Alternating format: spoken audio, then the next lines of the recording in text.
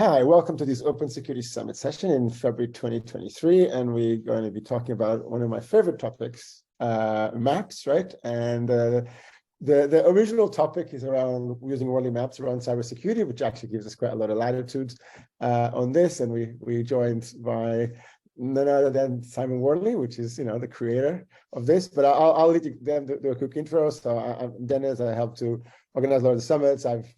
I had the privilege to do the move into Wardley Maps, doing one of the summits, where again Simon joined in and spent a day with us, really, putting the things together, presenting. And actually, Simon, I think you came to 2 summits, on-site summits, which was amazing. And then we hopefully will do another one, and then you can come in, hopefully too. And I just want to say on the record that I think Wardley Maps is probably the biggest thing I've learned in the last probably 7 to 8 years, and it really changed how I think. And I think I couldn't recommend it highly enough. So maybe Nick, quick intro from you, and then Chris, and then Simon. Yeah, good afternoon, everybody. Nick Harris, current Deputy CISO and Head of Cybersecurity at Holland & Barrett. Been here 6 weeks now, so it's still early days. So got remit across the whole of the team, worked very, very closely with Dinis, obviously. Introduced to Wardley Maps relatively recently, at really a sort of an architecture layer. We're doing a little bit of sort of attacker behavior and user control, and sort of defensive controls, which we can cover later, but trying to kind of apply a bit of a security spin onto the methodology. Chris? So I'm Chris. I work for DXC Leading Edge, and I have been mapping for I don't know how long time. It was since 2014 or something. Yep, that's essentially it. Hello, I'm Simon. I created mapping. Oh, this form of mapping, not mapping itself. Mapping's a much, much older subject. This form of mapping, I've been doing this for 18 years. Security background. I used to run security for Harrods, the organization owned ostensibly by Mohammed Al Fayed back then, and I've had an interest. I've run online companies, so we had lots of security stuff there, but really it was more recently, probably in the last 8 or so years, that people started using maps for looking at the security of their organization. I wish I had done so when I was running security for Harrods, but I hadn't invented mapping back then, so that just gives you an idea how long ago it was. Brilliant. So since ChatGPT is on the big sort of focus at the moment, and I think it's an interesting evolution, right? Let's see what happens. But I actually asked ChatGPT what are good ways to use Wardley maps in cybersecurity, right? So why don't we start there, right? And actually give this an answer, right?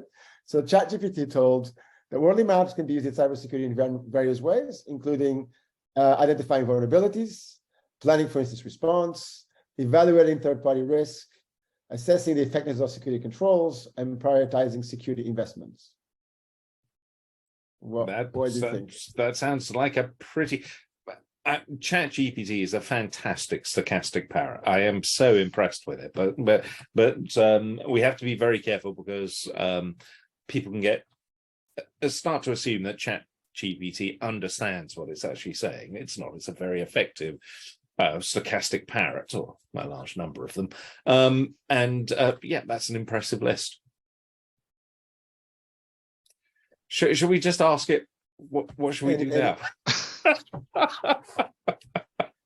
Well, no, that's good. Let's expand on it, right? Like, I think Nick, basically, and Chris, like, what you guys, from the point of view of starting introducing Wardley maps in organizations, especially in secure organizations, where do you view the areas to really go for? I think scenario planning is one of the most important aspects. So we've recently got a customer who was in a particular domain. And what we are preparing for them is essentially a long engagement where they will analyze and play devil's advocate times and times again. Wardley mapping will use as a vehicle to understand what components are being affected and to which extent. And this is supposed to give the customer the understanding of where are their vulnerabilities and where they should be investing in their value chain and how to protect against known and unknown threats. I think that's a great one. If you go back to the first session that we did at the Open Security Summit, that was about the scenario planning, attackers, defenders, etc. We did one on basically drones, defenders and attackers in that space, and that's also been done with companies as well. So that's a fantastic point. The scenario planning, because if you think about it in terms of that's fundamentally how we learn anyway, using maps in to be blunt, in military environments, is that role of taking on attackers and defenders, looking at the landscape, looking at what people move, and then learning moves from each other. Mm-hmm. Well, an evolution of that one is to do the same thing, but almost leverage a live incident, right? Because then you actually are a lot more focused and there's a lot more context. Because when you use a live incident, so the way I like to approach this, and I always think, I think Nick, now you probably hopefully starts to connect the dots, right? Like when we deal with a major incident, you know, I like to take P3s and P2s and elevate them to P1. So we put a lot of the team on it, because what we really be doing is evolving a lot of our capabilities. It's almost like I was trying to explain to the team that we had a P1 that it was a P3, but it was a P3 for the business. It wasn't an insane amount yet, right? At the time for the super consequences. But the worry was almost like in the Wardley Maps model, where we were getting the alerts. So what happened was that showed our weaknesses in the map, where a lot of the stuff was custom built, or our monitoring was not good enough. Or if you think about it, if you get told by a customer that you have a problem, then that shows how unevolved your workflow is. That shows how lack of monitoring, how lack of understanding, lack of response, all that goes. So I like your scenario example. I was just top it up by saying it's way better to do it for real, because then even to drive change in an organization is much easier to drive change when there's something real, when there's a real consequence. And it might not be the whole sky is falling, but it might be that some parts of it are falling. You know, I keep trying to find, I think actually Pune is on the call here, but member of my team, I kept trying to find an analogy for this. And I usually talk about, you know, like a hurricane at sea that might come to land, but I quite like the meteorite analogy, which is like, you know, we just saw some meteorites hitting Earth and going, whoa, where did that come from, right? And what else is there? And how come we didn't see it? And how come we didn't prepare for it? And how come we didn't even do something to move it, or etc. So a lot of times in cybersecurity, what we see is we see all these events that almost like these meteorites hitting us, but we should be looking ahead. We should know in advance. We should be evolving our defenses so that we actually can then, you know, basically move up the food chain, move up the, you know, our innovate, leverage, and what is C? It's ILC, right? Commoditize. So with that, I mean, with that statement, I mean, if you take a company like Leone produces wire harnesses, which are used in all sorts of vehicles. Now, Leone's got a problem because its main factories are in Ukraine, and obviously we've got the conflict that's going on with Ukraine, so they've not been able to produce those. Those have a knock-on effect to the automotive industry, because they're heavily used by a lot of major manufacturers, who also have got another problem with silicon chip, as a result of which you're getting less cars being manufactured, as a result of which you're getting less dashboards being produced. Now, those dashboards use leather, and one of the byproducts of leather production is gelatin. As a result of, we've got a shortage of gelatin, which is actually hitting food industry, such as gummy bears. So what you're saying is we should understand that chain in software. And I think also absolutely. And the strength also about using a live incident is the data is quite real.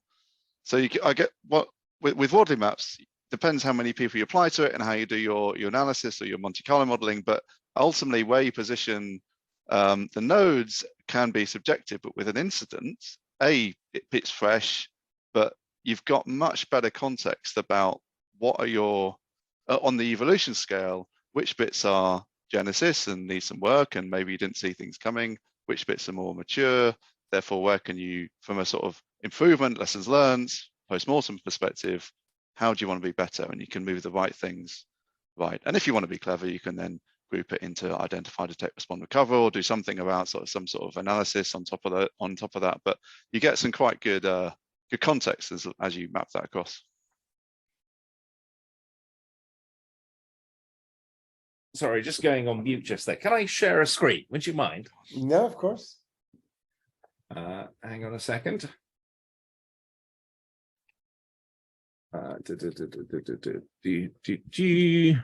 Share screen. Just very, very quickly. Can you see my screen okay? We see a mirror board. You see a mirror board? Excellent. Yeah. It says hidden for now, hidden for now, hidden for now. Yes, Yeah. right. Okay, so let's unhide this.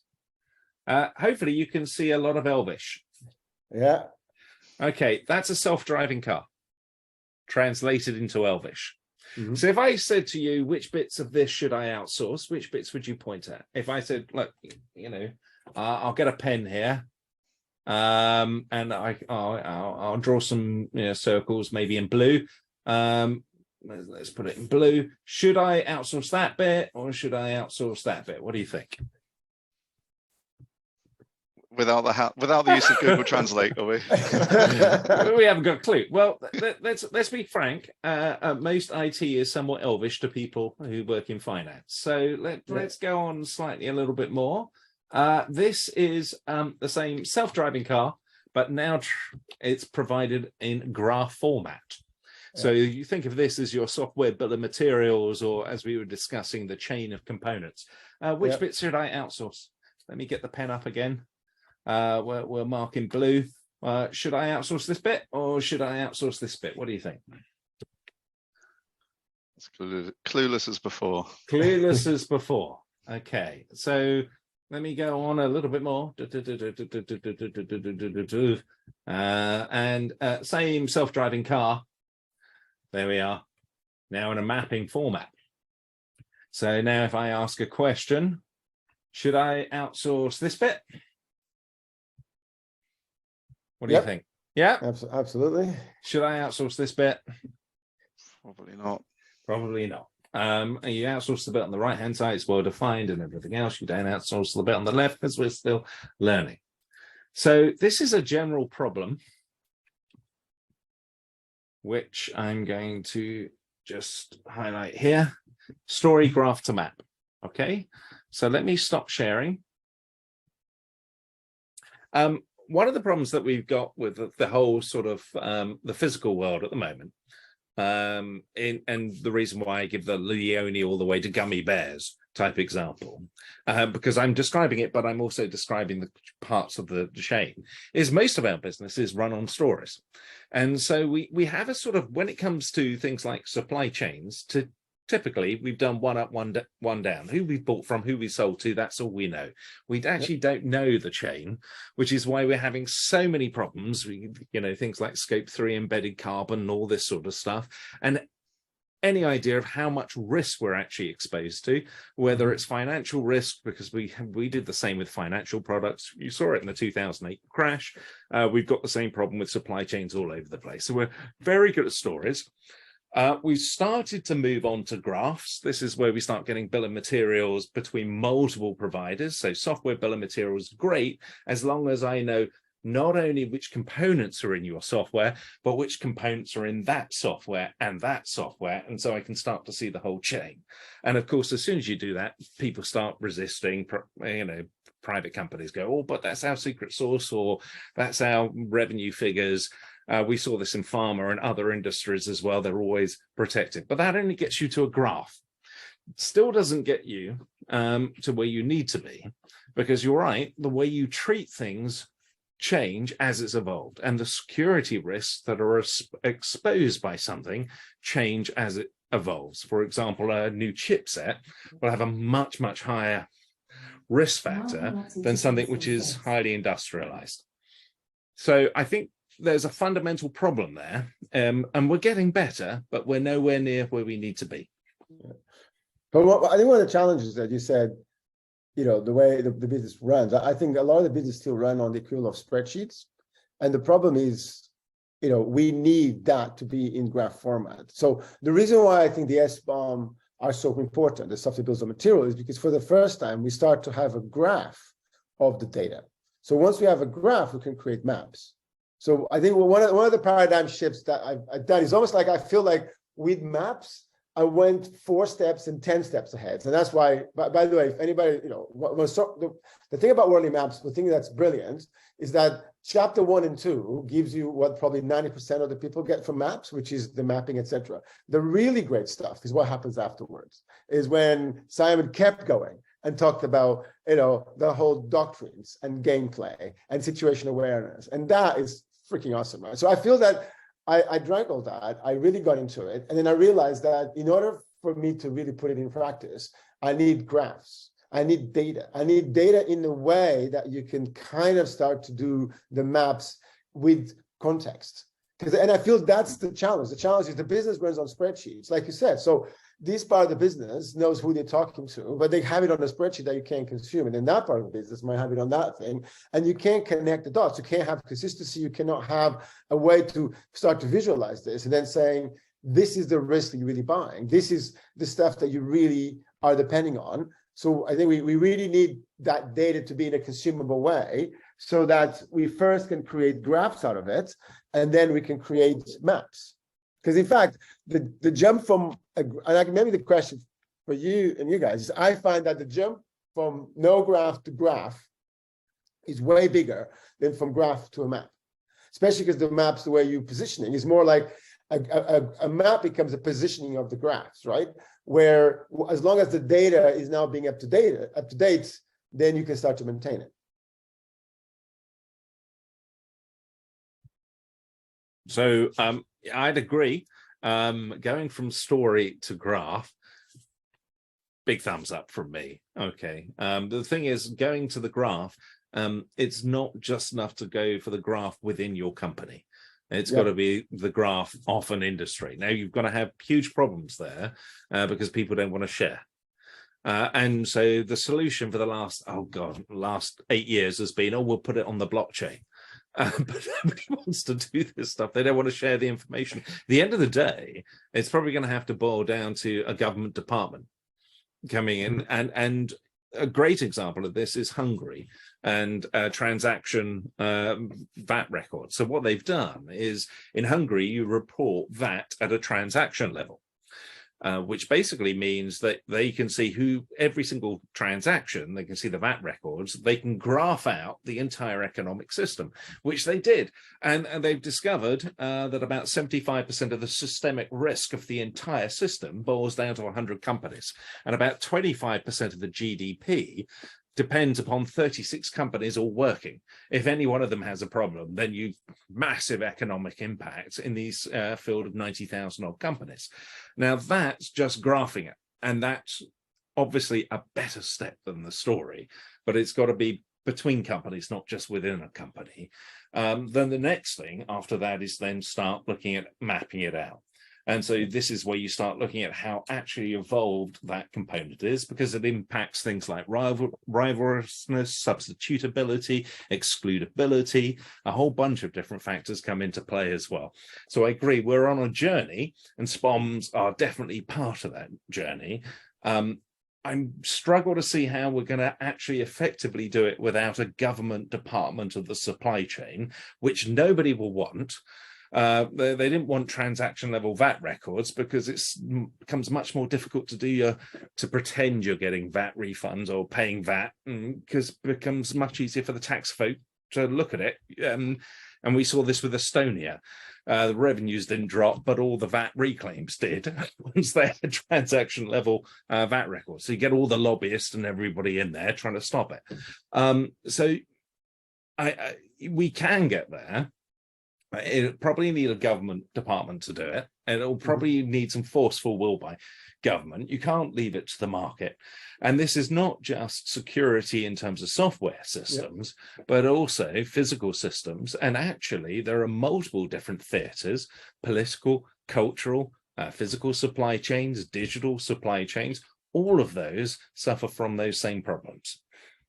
So my proposition would be that I think cybersecurity can be a great place to advance a lot of those concepts, because it's one of those areas that is on the forefront of the side effects.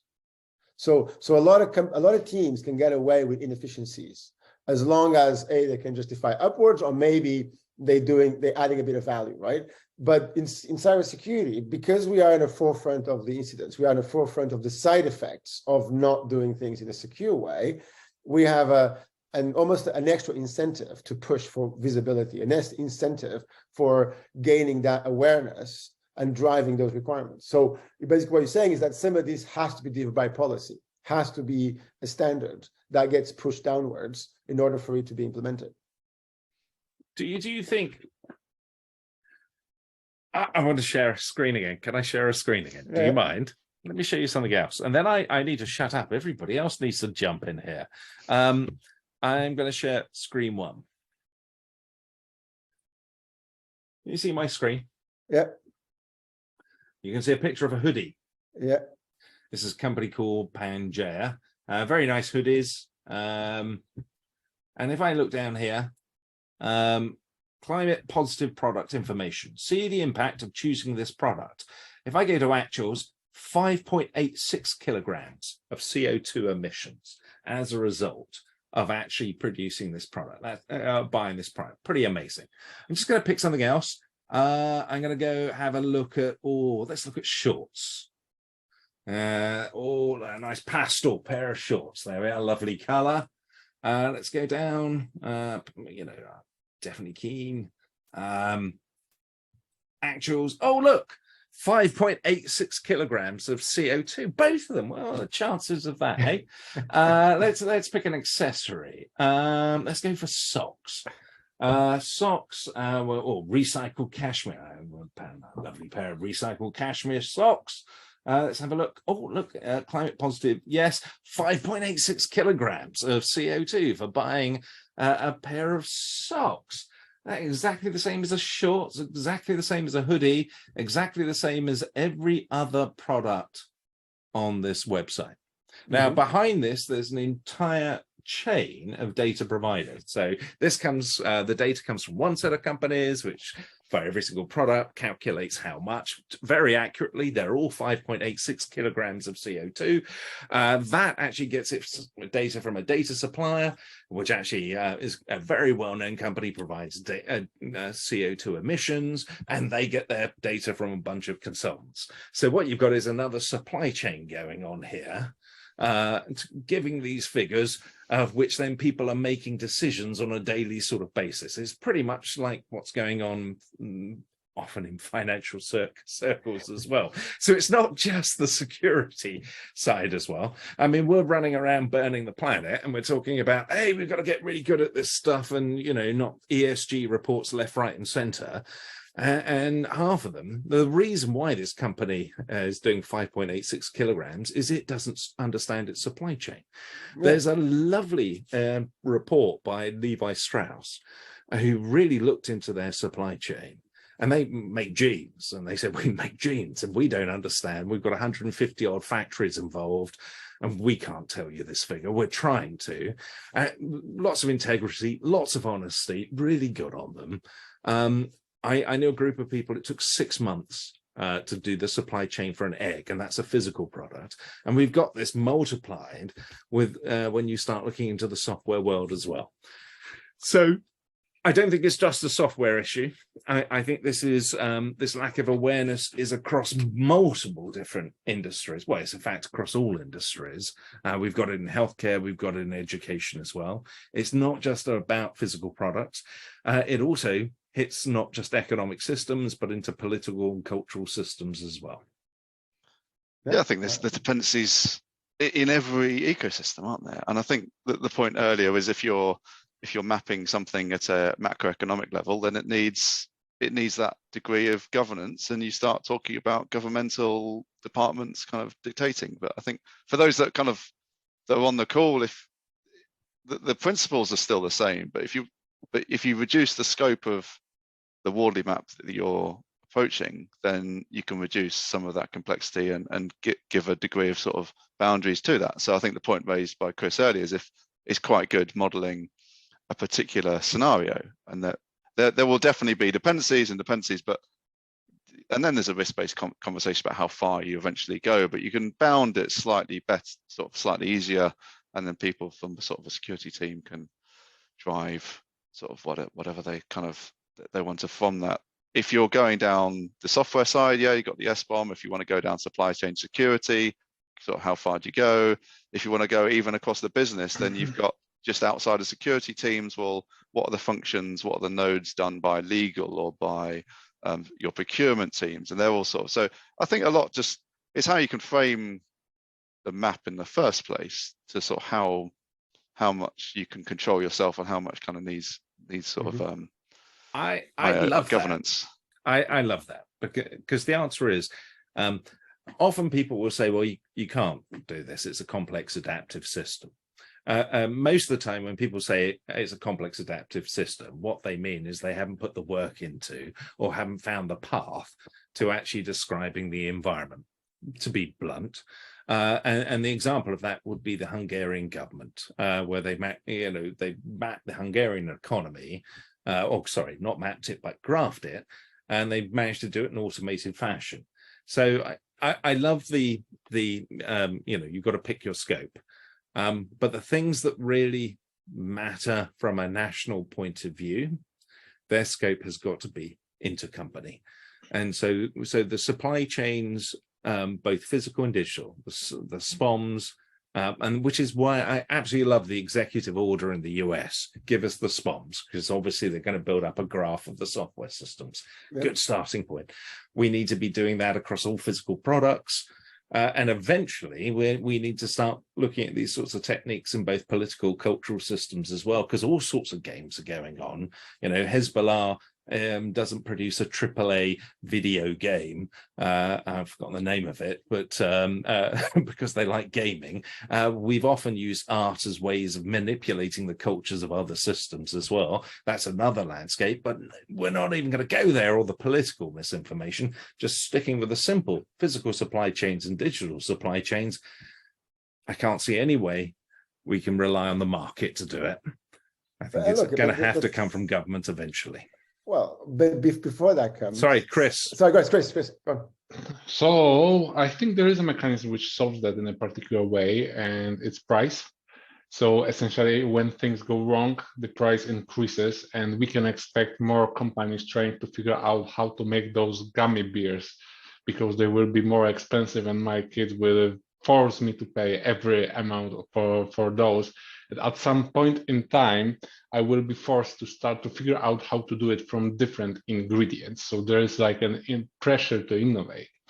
The second point is that I think that companies are very different from states, because on the state level, even if you map and even if you decide that there is 100 of companies which are of critical importance for your state, you are building a system which, I'm not sure what's the origin of that phrase, which you could classify as a fragile system, because you are putting a lot of energy to make sure that it doesn't break. And if you have missed something, and chances are that you did, because it's impossible to predict everything, even the smallest possible disruption in where you have missed will cause even bigger disaster than if you haven't interfered in the first place. So the solution for that is rather try to deregulate or make sure that there isn't 100 of companies, but like 10,000 of critical companies, meaning none of them is really, really critical. And if you run your individual business, then you are really interested in figuring out that nothing goes against, because if it does, you can't deregulate your own company, can you? So you have to make sure that that it works in the way you wanted it to work. And I find it quite interesting because from the security perspective, it's like, even if you have a very strong governance principles and you make sure that all of the components on your map and your value chain, they are perfectly secure, you can still face some very weird relationships between those components where the entire system will turn out to be insecure. And as an example, I can give you a trading platform here in Poland where you trade used stuff. People successfully tended to pull off man-in-the-middle attack by not workarounding any security solutions, but just providing proper data so that one party sent the item, the other party sent the money, and it were never delivered to the right person. So, yep. See, but cybersecurity is in the middle of that, right? And I think in way, even way, Simon, we would talk about the geopolitical and the connections, all that stuff. I think our world is right, in the middle of a similar level of complexity. And the thing I would say, Chris, is that more and more, I think our role is to allow the business to operate at the level of the risk threshold or risk appetite, some people call it like that, that in a way, our job is to allow the business to take risks, right? The business takes risks every day. Our job is make sure they are securely. So I know we're safe. So I always tell that our job in security is not to prevent incidents, it's to prevent crisis. So the problem is, how does a crisis occur? A crisis occur when a sequence of events are triggered in a separate, no crisis go from 0 to 100, right? It's always a sequence of events. Sometimes they're faster, sometimes they're slower. Our job is to make sure that, the 30, for example, companies that Simon was talking about, that critically in Hungary, we have the same thing in organizations. If you look around, we find out we have crazy dependencies on these things that nobody's paying attention.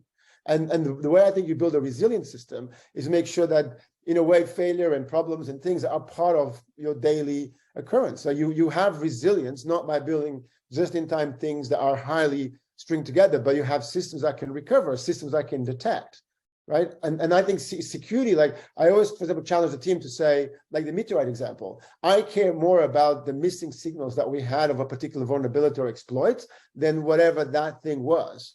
Because the fact that that happened means that 20 things failed along the way. So just to be absolutely clear, when you look at a map, on one side, there's uncertainty, on one side, things are industrialized. There's no such thing as perfect security. That's the first thing that you learn from mapping, is you cannot make a system perfectly secure, okay?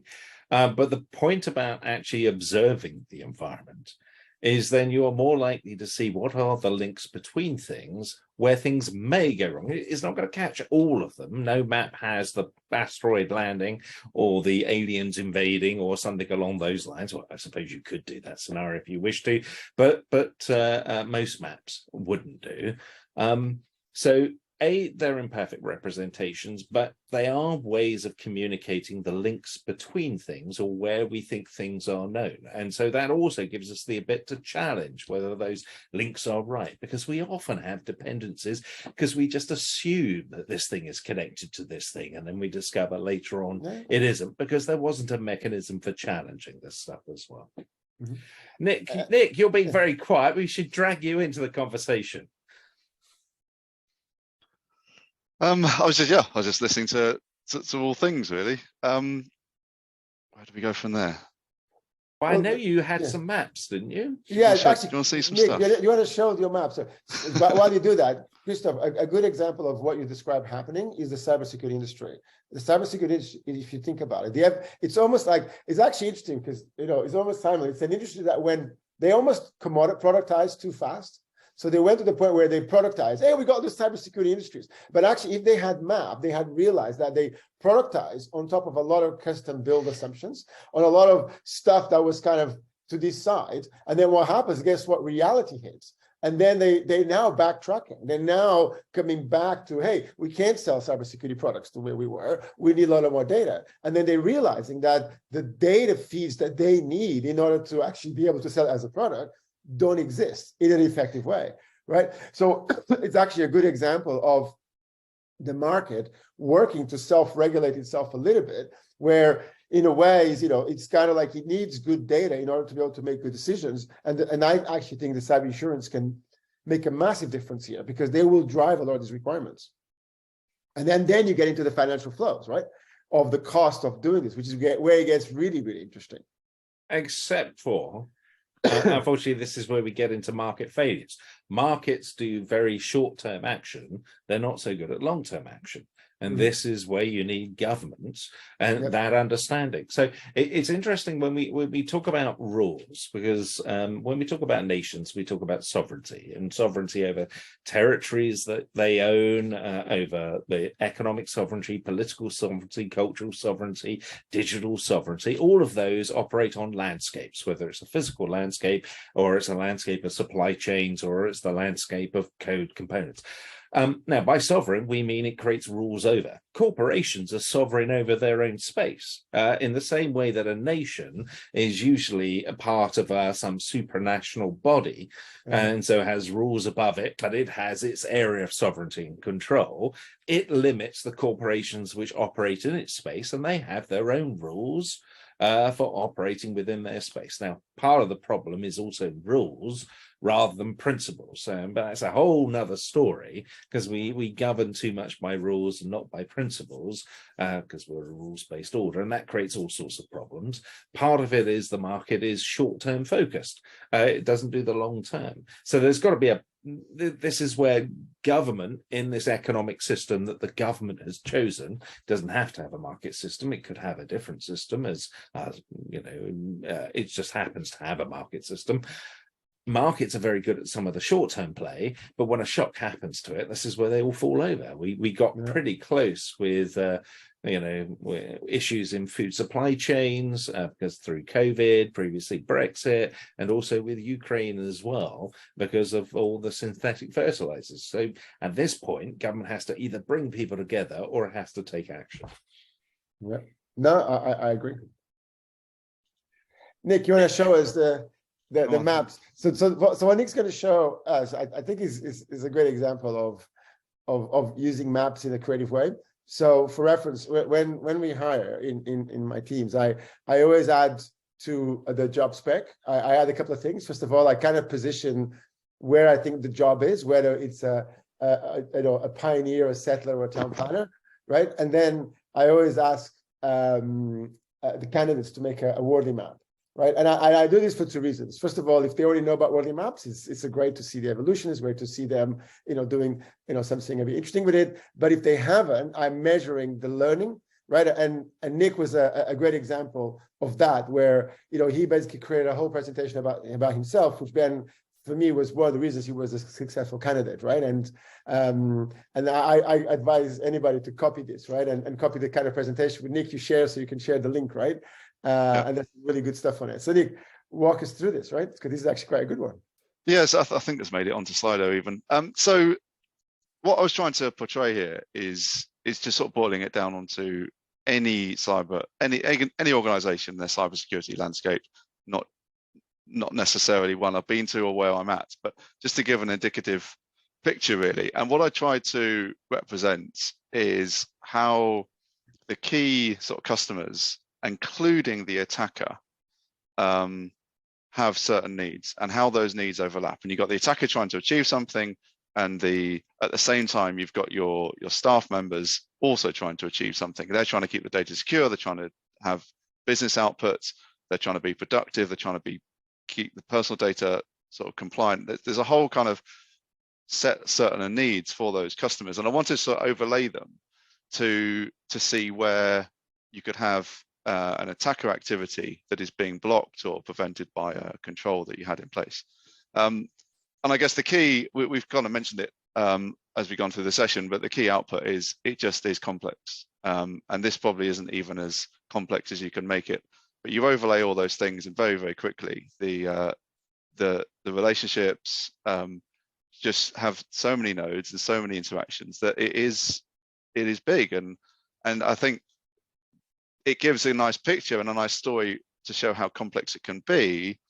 I'll go into some other bits in a second, but I think equally to actually kind of drive a particular program or a particular story or a particular risk or a particular attacker scenario, however you want to model it out, the benefit of sort of stripping some of the data out to leave what you're trying to portray has some value. So you can see all different aspects of cybersecurity across the activities there, varying degrees of maturity, going left or right. I kind of took an approach where the closer that the customer or the needs were provided, the higher up the y-axis went. So if there was an interaction by a staff member, for example, then it was further up, and that was the sort of driver.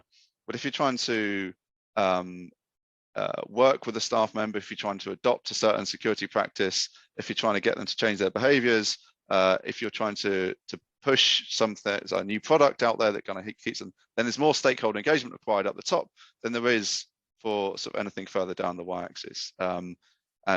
A lot of things, to some degree, within the security team, you can do without the staff knowing they exist. It's kind of a service that's hidden to them. But the further up, the more interaction they have with that service. So if they're reporting phishing emails into you, there's an interaction there. So they kind of went up. That was the logic I took, and pick holes in it, I don't mind, but and there's sort of different ways of doing it. I then started saying, okay, sorry. Go on. Before we move to the next slide, I want to ask a couple of comments. Yeah, I then started sort of seeing, actually, where have we got preventative and detective controls? And in this particular model, we had some immature, some very much Genesis preventative, and some mature, and a bit of a void in the middle.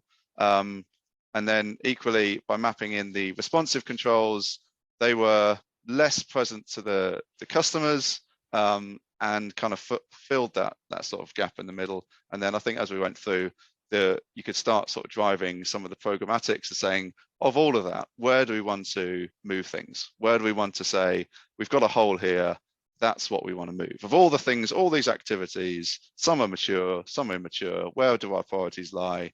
And you could do more threat modeling and different kind of other aspects. Why would you move one thing over another? Is there a cost benefit analysis? Is there a risk conversation to be had about that? But ultimately just trying to shift the right things. There we go. So there we go. I can sort of show that back up again. But that was the journey we went through, really.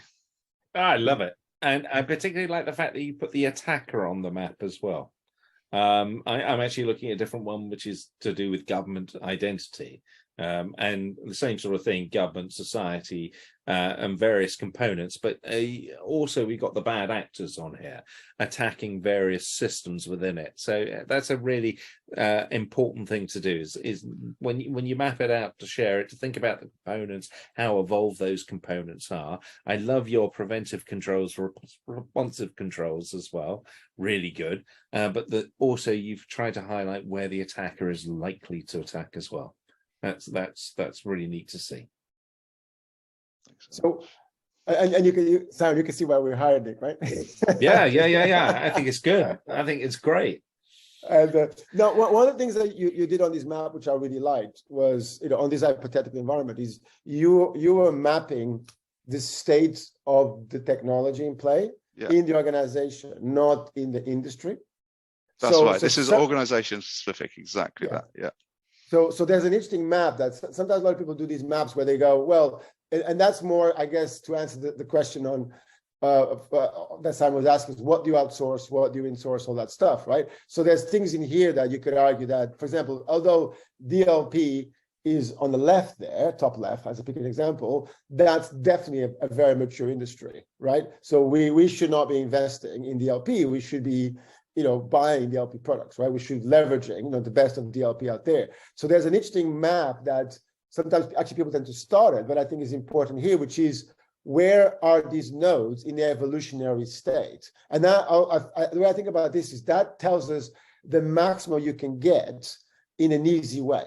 So for example, I would argue today DLP is more mature than SOAR. So that means that we can easily get very mature in DLP, but we will struggle to get a lot of very maturity in SOAR because that industry, the secure orchestration, is still very immature. And that almost tells you how fast you can get to certain points. And also it works where the investment, right? Because sometimes as you get closer to those, like the industry, let's say, level of maturity, it doesn't matter if you want to commoditize. If the industry hasn't commoditized it, you're going to have to spend a huge amount of money and effort to do that jump. You might as well sometimes find the places of highest leverage in these maps. So one stylistic note on that, because I also picked up on that point. I tend to prefer to draw where things are in the industry, and then I draw where I am with a red line saying I've got to be over here. The reason being is that when I look at this and you see configure cloud is in Genesis, like you're the first ever company ever to configure a cloud.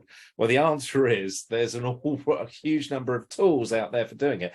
And so by putting it on the right hand side and saying we're over here and with a red line, it emphasizes the fact that we are far behind where we should be. Whereas here, it's pretty easy for a business exec to say, yes, we're going to lead the industry by evolving it more. No, we have to evolve it more because we're so far behind where the rest of the industry is. And there are definitely things you can take off the shelf from industry because they're very mature and things that you need to even build in-house. But I think if by focusing on the industry, sometimes you get quite stuck in the products and where there's people, process, and technology. So I was trying to take an organizational approach, because actually, if you combine the three of those, you get a capability, you get an effective control, and together, you've got to move things along. So it might be that the market product has got the best thing since sliced bread. It's been around since God knows when. It can't get any better. But if you can't implement it well, and you haven't got the people trained to use it, you're no better off. Yeah. So you've got to move the whole thing as you go. Yeah, because Simon, I actually found this map sometimes more useful, because it shows the places where you want to act. What it doesn't give you is the places where it's most optimal to build versus buy. But that's almost the point of the other map, or overlaying them, because actually doing both of them gets quite complex, right? In a way, right? I understand. It's just it gives people a way of if you've got configure cloud in Genesis, then it's a way of executives thinking, oh, look, we're evolving, aren't we good? Rather than we are so far behind everybody else, which is why I often put it where it should be and put it where we are with a big red line, just to emphasize. But it's okay, it's fine, as long as you share, you explain to people, actually. You color code this, right? Imagine if you color code this, for example, based on that, you could put on green the things that are closer to where they're supposed to be, and you can put on red the things that are crazy immature here, right? And actually, it's interesting because sometimes you might find ones that maybe you put super green or maybe go black if you're that color, which is like you are doing way beyond what the industry can do. And then the question is does that make sense? Because maybe you did a crazy investment and you are way better than even the state-of-the-art industry, but does that make sense to have that level of investment where you have all these things in the red here? And actually, Chris, maybe you can bring back you to that point where it should be obvious, if you can map it like this, where your single points of failure are, where your crazy assumptions are, because you have things that are, on product that are building on top of Genesis things. So this is for a company. We need the same thing for nation state, for various different industries as well, not just software. Oh, shame you got rid of it. Not just the software supply chain, but the physical supply chain. I mean, those are the components that are missing, and which leads to the question from George: system level modeling for critical infrastructure. So for CNI, I think we've got 13 different forms of CNI. This is the sort of stuff, ideally, we should know from an industry perspective, how evolved those components are, what are the interconnections between the components, because this links us all the way back to, we lose a couple of companies over here, what is the actual impact within the supply chain? No, it's never covers everything. It can never be perfect. No map can ever be perfect. A map of Paris can never be a perfect map unless it's one-to-one scale, and which means it's the size of Paris anyway, so that's useless as a map. They are all imperfect representations, but it doesn't mean we shouldn't look and we shouldn't scenario plan, which I think was Chris's earlier point. Should we throw it back to Chris, because Chris has been so quiet listening to everybody else? So I've been thinking, because one thing which I'm particularly concerned about right now, so it's like my focus is, if you look at the top of the map and you see there are user and privacy, this is quite an interesting story, because quite an interesting place, because privacy is actually defined as a set of stories, which unfortunately tend to change in time.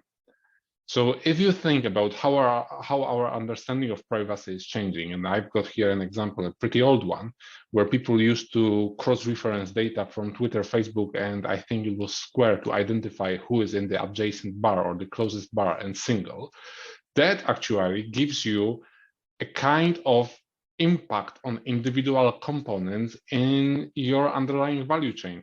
If you can identify a couple of those stories that are about to change, or the volatility of a particular concept. So you can say privacy is changing at much faster rate than, for example, availability, or compliance is changing even faster.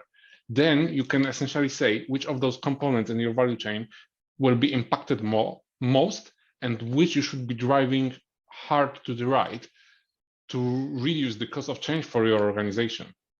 And at the same time, there is a secondary aspect to that. How do you gather the definition of the privacy and compliance? Because those are story-based. This is where stories enter your map.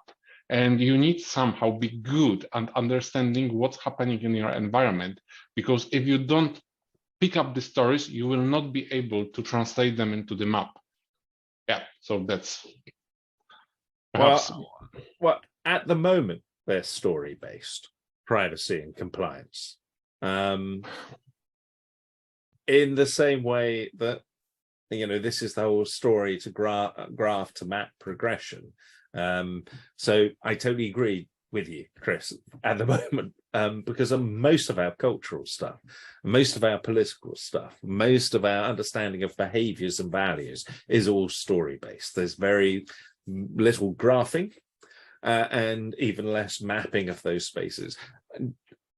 So I agree with the point, because there's a lovely interconnection going on. At the moment, we're stuck in a story up there, and somebody's created a graph, a map, sorry, underneath it. But ultimately, all of that needs to be unpicked as well. I agree. Well, almost up at the hour. Simon, as always, it's been a pleasure. Is always good. Any latest major developments in the mapping world, Wardley Maps, that is worth mentioning for somebody who hasn't looked for the last 6 to 9 months? Any great, lovely new developments that you want to single out? Oh gosh, oh dear, that's a tough There is one. no more pioneer, settler, and town planner. Oh, absolutely, yes. Thank you very much. Oh, really?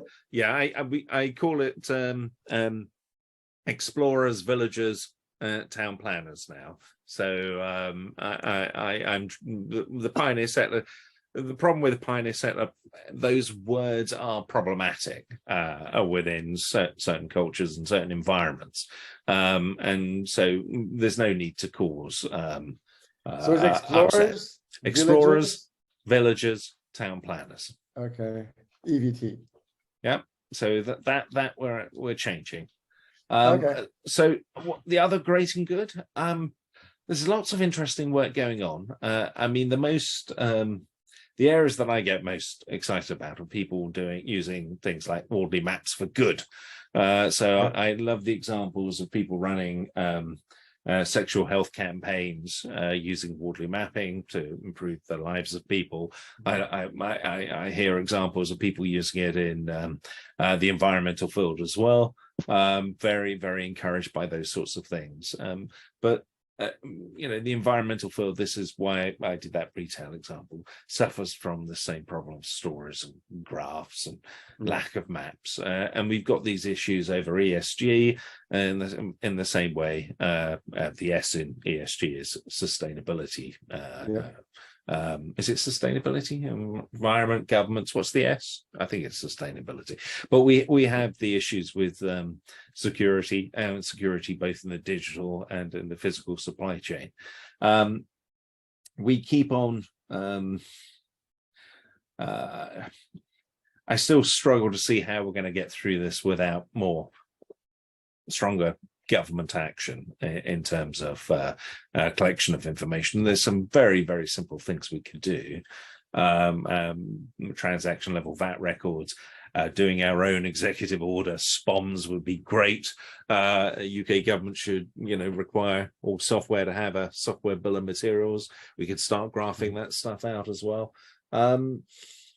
Other than that, the field grows, and I love the examples I get to see of people using it in different areas. So, Nick, that was fantastic. Really, really, really enjoyed that. Much appreciated. Chris, anything new in the field for you? Nope. Nope. Just getting on with it. We're just getting on with it. Let's see if we can do a on-site summit later the year, and then get everybody together and do another mashup of multiple teams and cultures and security crowds, and then we'll take from there. Nick, any final comments from you? I think if people want to take it away, those are watching, it just set your scope. It doesn't have to be geopolitical or macroeconomic, but there's an opportunity to present to any of your stakeholders a good story by just mapping these things out and taking them through that. It could be one particular control, it could be an attack vector. Choose your scope and you've got something to talk to.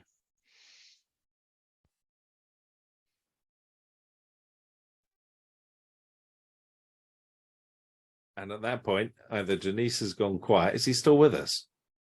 Is he think frozen? We've lost Chris. Oh yes, we lost Dinis. We lost Dinis. Whoa. Well, now we should get started. Hang on. He's coming back again. Oh, Dear. I know what happened. My thing just froze. I think I heard what was said, Nick. Cool. Well, look, my final thought is just that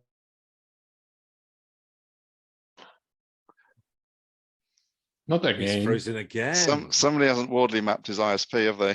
He's got I think I might be going again. Well, it's my thing. Okay, I think we've got it today, right? And thanks everybody for joining, and I'll see you guys in the next one. See you then, everybody. Bye-bye.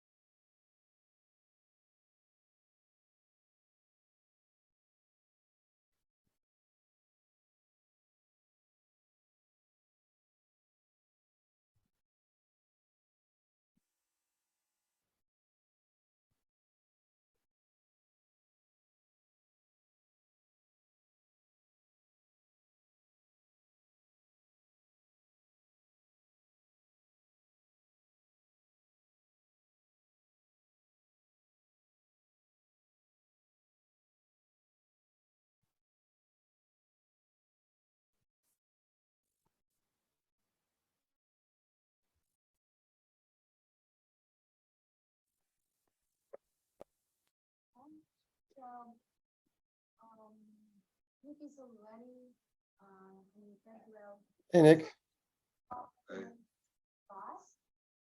Just check the